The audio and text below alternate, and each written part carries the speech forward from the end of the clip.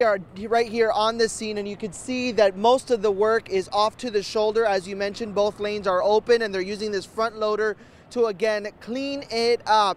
There was this fire that happened at about 2 o'clock in the morning, and we caught the flames as we were driving by, and you could see how significant they were. We spoke to the driver and they say that they were actually headed towards Del Rey, saw the flames on the bed of their truck, pulled off to the side of the road, and luckily they are okay. Now, to see some of the delays that are caused by this, we're going to send things up to Johan.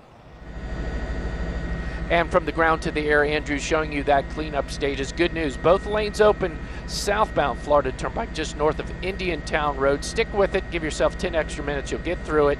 I-95 also up to speed through the Treasure Coast and Palm Beaches.